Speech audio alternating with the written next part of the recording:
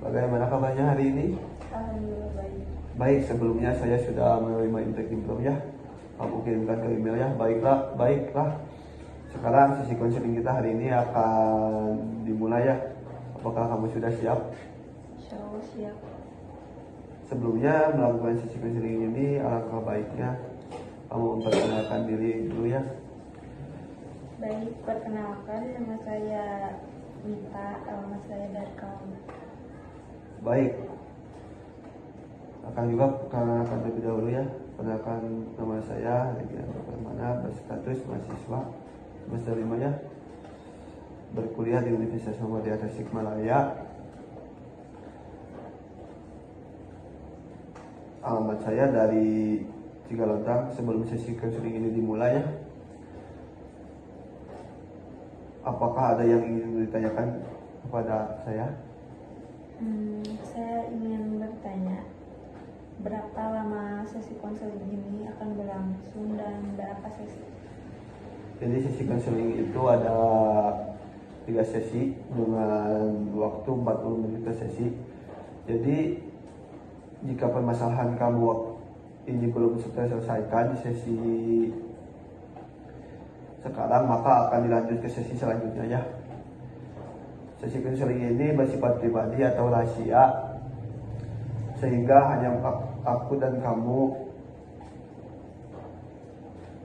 yang tahu permasalahan ini ya. Seandainya orang lain yang ingin mengetahui tentang masalah ini maupun keluarga, kerabat ya, teman ataupun pasangan kamu sendiri tentang teteh ini, apakah boleh orang tersebut mengetahuinya? Mungkin hanya kita berdua saja ya. Baik, kalau begitu sebelumnya akan juga mengucapkan terima kasih banyak karena kamu telah memberikan saya kepercayaan tentang masalah yang sedang kamu hadapi saat ini ya. Apakah kamu sebelumnya sudah pernah melakukan sesi konseling? Belum pernah. Baik, kalau begitu di sini akan sedikit menjelaskan apa itu sesi konseling ya. Jadi sesi konseling ini akan bertindak sebagai konselor dan kamu sebagai konseli atau klien akangnya. Sesi konseling ini bertujuan untuk memecah suatu permasalahannya yang dihadapi oleh klien, yaitu kamu sendiri ya.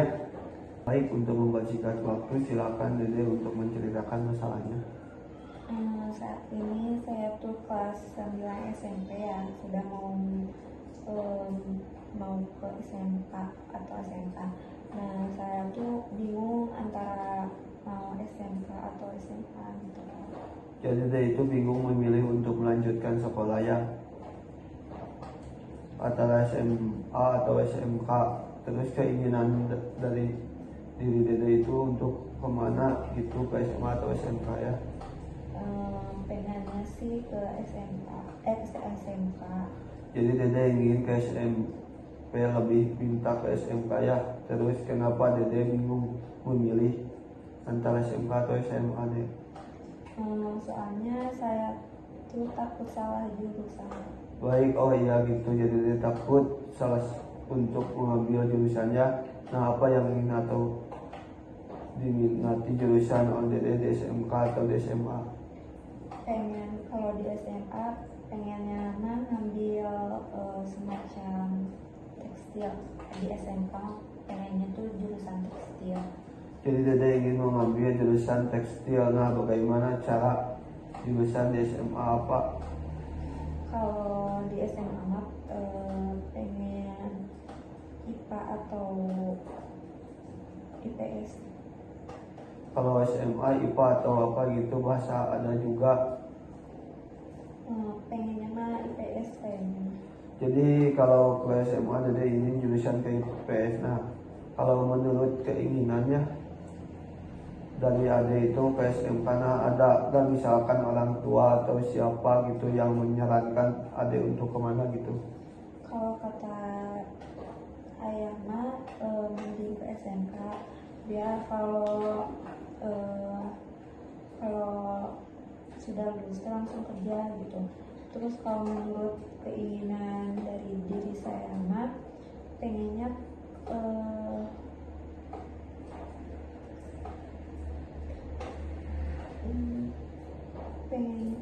kalau menurut diri saya mah pengennya ke SMK sama kayak ayah. Tapi kalau menurut ibu mah bebas mau gimana, saya aja gitu, mau ke SMA atau SMK. Jadi orang tua juga ya mengizinkan diri untuk SMK ya, juga nggak apa-apa ya, sama SMA juga apa-apa juga. Nah kalau bingungnya ke SMA itu apa, itu bingungnya. Maksudnya gimana ya? Jadi kalau misalkan ya adik itu bingung ke SMK sama SMA, karena keinginan adik itu kamu kan udah ke SMK maunya. Nah kalau SMA bingungnya kenapa gitu? Ke SMA ya, ke SMA nggak berminat aja gitu. Jadi minat itu lebih ke SMK, tetapi sisi adik juga kalau memiliki SMK itu takut salah gitu ya. Ketika dalam situasi Dede bingung ya untuk memilih SMA atau SMA. Nah, pikiran apa sih yang Dede rasakan, misalkan kayak bimbang gitu atau apa gitu dirasain oleh Dede ketika mengingat bingung memilih sekolahnya? Jadi kepikiran terus. Oh, jadi lebih ke overthinking ya. Oh iya, jadi ketika memikirkan itu saya lebih kepikiran terus-terusan ya. Ketika punya pemikiran atau overthinking gitu, perasaan apa yang dirasakan? Jadi biasa aja gitu, yang nggak ngerasain apa-apa juga sih. Baik, ketika Dede punya perasaan itu biasa aja kayaknya. Nah, tindakan apa yang dilakukan oleh Dede ketika mengingat bingung untuk memilih sekolah, itu tindakan apa yang dilakukan gitu. Jadi kayak lebih ke menceritakan informasi tentang SMK ya, atau lebih menceritakan tentang mencari informasi ya tentang SMA, atau bagaimana itu tindakan itu ketika Dede bingung memilih kedua sekolah setelah itu. Pokoknya lebih pilihan saya mah lebih memilih ke SMK kalau sekolahnya. Oh iya baik, jadi lebih keinginan mengingat ke SMK gitu ya. Ya baik, nah ini saya akan membuat skema yang sebelumnya. Kalau tujuan adik ini setelah konseling ini selesai, ini apa yang adik inginkan gitu. Gimana ya? Tujuan misalkan ya ada itu ingin bisa memilih antara atau SMK atau SMA, atau ada juga lebih ingin enggak takut untuk salah pilih atau pilih SMA atau SMK apa itu gitu. Masih bingung aja saya mah, jadi antara SMK atau SMA masalahnya. Ya jadi deh itu ingin keluar dari permasalahan ya itu ya, jadi nggak bingung lagi untuk memilih SMA atau SMK atau SMA gitu. Ya gitu. Di sini ya punya skala yang dimana 0 sampai 10, dimana 0 itu ada yang merasa terpuruk untuk memikirkan kebingungan antara memilih SMK atau SMA. Kalau 10 itu dimana adik merasa terbebas dan kebingungan itu. Nah posisi adik di saat itu di skala berapa ya? Kelima ya. Oh jadi kelima ya, baik sekarang 5 ya, jadi adik sekarang di posisi skala 5. Nah di sini saya akan membuat skema ya kognitif yang dimana situasi ini ada situasi pikiran, perasaan, dan tindakan. Nah dalam masalah tadi yang ada bingung untuk memilih SMK atau SMA, saya akan membuat skema kognitif dalam hal ini tersebut. Nah, ketika dalam situasi adik memilih antara SMK atau SMA, nah pikiran apa yang Anda rasakan? Kalau pikiran sih nggak ada. Jadi lebih ke apa ya, lebih dilema aja gitu lah. Bingung gitu ya, jadi pikiran tuh dilema. Nah, kalau menghadapi hal tersebut perasaannya seperti apa ya? Takut salah pilih aja gitu. Jadi perasaan takut salah pilih jurusan yang jadi perasaan Dede di sini itu takut salah pilih jurusan. Terus untuk tindakannya menghadapi tersebut apa yang kamu lakukan gitu? Gimana ya maksudnya? Jadi ketika ada bingung, nah kira-kira ada melakukan apa gitu, melakukan tindakan apa ketika kalau lagi dilema kayak gitu kan, adek yang lebih ngelakuin apa gitu ya, misalnya nyari-nyari informasi gitu tentang SMK atau nyari-nyari informasi dari orang gitu. Nyari-nyari informasi dari orang. Oh iya. Jadi informasi ya tentang sekolah itu yang baik di sini bisa dibilang skema ya. Nah ya, dari ketiga ini bisa dibilang skema A. Nah terus yang di pikiran kamu itu adalah dilemanya, kemudian perasaan kamu rasakan itu yaitu merasa takut ketika memilih salah satu pilihan jurusannya. Nah dalam tersebut tindakan nyari informasi ke orang tentang sekolah itu dalam skema kognitif ini, apakah menurut kamu ini adalah sesuatu yang baik untuk kamu gitu untuk masa depan? Enggak ya, berarti kira-kira kamu udah berpikir ya ini itu adalah tidak baik untuk kamu ke depannya ya. Baik, nah kira-kira dalam kognitif ini sel apa yang kalimat apa untuk yang cocok dalam kondisi kamu seperti ini, misalkan saya bingung atau saya diam gitu. Lebih ke bingung, Kak. Baik, jadi di sini saya minta Ade untuk duduk lebih rileks ya. Lebih rileks, mungkin boleh tarik nafas. Nah, juga terus gimana? Udah cukup rileks, cukup tenang? Sudah, Kak. Sudah, baik. Kemudian Ade akan merasakan kognitif yang ketiga ini ya. Ade boleh sebutkan kalimat yang tadi saya tadi bingung berulang kali sampai mungkin menurut Ade itu enggak enak didengar atau enggak capek ya gitu. Apa gitu khususnya ya, Ade ngomong berulang kali ngomong tuh saya bingung gitu. Saya bingung sampai kata-kata dalam waktu gak enak didengar gitu. Baik, sekarang Iya, silakan. Saya bingung.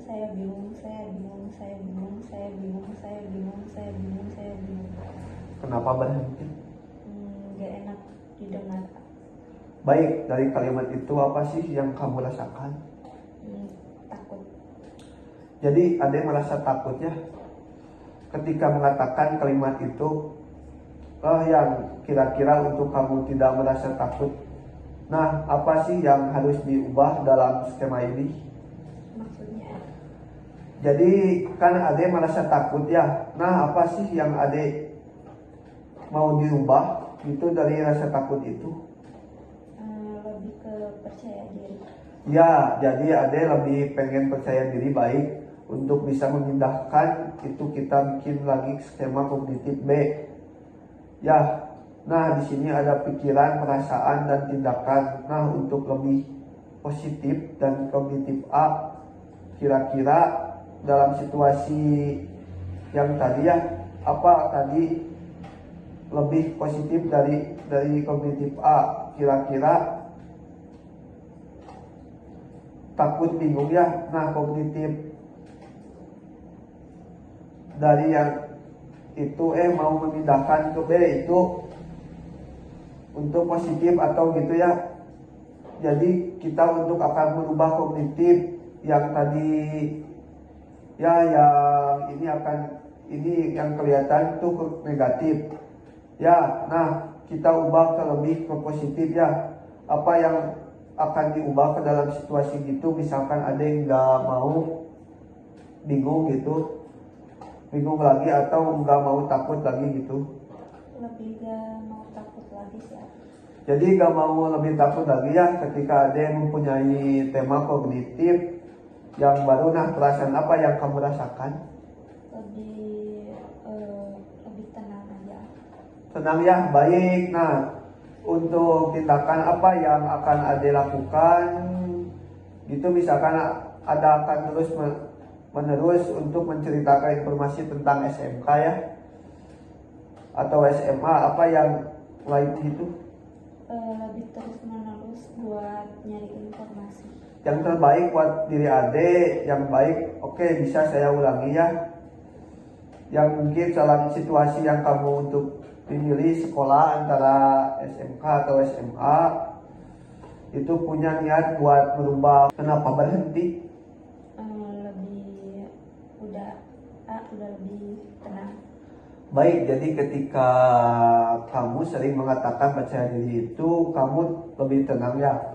Nah, apa yang kamu pikirkan dan apa yang kamu rasakan ketika mengatakan percaya diri itu yang di pikiran Adi lebih, misalkan lebih ke vlog aja gitu. Tenang aja, nggak ada pikiran lagi. Ketika ada percaya diri, nggak ada pikiran lagi. Ya, oke, baik. Dan ketika ada bisa percaya diri lagi, apa yang ada rasakan? Maksudnya gimana ya? Kayak misalkan tadi ada percaya diri. Nah, ketika ada udah percaya diri, ubah bisa memilih sekolah antara SMA atau SMK, perasaan ada lebih senang atau lebih kebahagiaan gitu? Lebih ke lega aja gitu, nggak ada yang dipikirin lagi. Lebih ke senang-senang ya, bahagia. Nah, mungkin saya akan menarik kesimpulan pada kedua kognitif ini. Kognitif yang tadi situasi ada itu, pikiran itu dilema ya, dan perasaan itu takut pilih sekolah. Nah, tindakan itu nyari-nyari tentang informasi ke orang-orang gitu ya. Baik, kalau kognitif B yang temanya pikirannya itu ada lebih ke tenang gitu ya, nggak ada pikiran lain lagi ya. Nah, untuk kedepannya Ade akan memilih kognitif yang mana, yang A atau yang B? Yang B. Baik, kenapa Ade memilih kognitif yang B? Maksudnya gimana ya? Nah, kan kalau kognitif A lebih ke negatifnya ya, pemikiran negatif Ade. Nah, kalau yang memang lebih ke positifnya, kenapa ada yang memilih kognitif yang B? Karena positif. Jadi itu kognitif B itu lebih positif untuk diri Ade ya. Baik, nah saya ada skala lagi, di mana skala itu 0 sampai 10, di mana nomor itu Ade merasa terpuruk dan 10 itu Ade merasa kebingungan itu ya. Nah,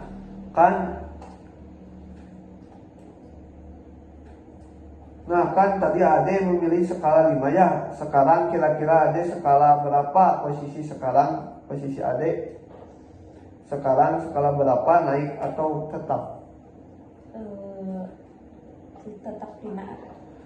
Ya, baik. Nah, sekarang kenapa Ade memilih tetap 5? Masih bingung atau gimana? Enggak bingung. Udah lebih tenang, cuma dikit ada bingung. Jadi skala 5 ini Ade lebih tenang dan tidak ada pikiran, lebih baik. Nah, kira-kira untuk seminggu ke depan apa yang akan Ade lakukan gitu,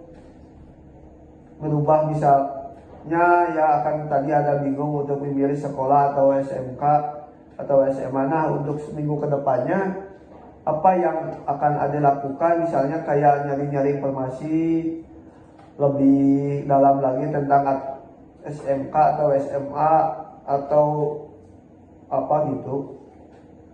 Lebih apa ya, mencari informasi yang lebih dalam lagi tentang SMK. Oh iya, baik. Jadi Ade akan melakukan mencari informasi lebih dalam ya tentang SMK atau SMA ya. Apakah itu bisa dilakukan untuk seminggu ke depan? Bisa. Baik, baik. Jadi bisa, baik ya. Jadi dalam seminggu ke depannya Ade akan mencari lebih dalam informasi SMK atau SMA. Boleh di sini sebelumnya diakhiri sesi konseling. Nah, apa kesan-kesan yang Ade dapat dalam sesi konseling ini? Misalkan Ade misalkan lebih senang gitu deh. Lebih plong, lebih tenang dan nggak bingung lagi. Baik, sesi konseling ini diakhiri.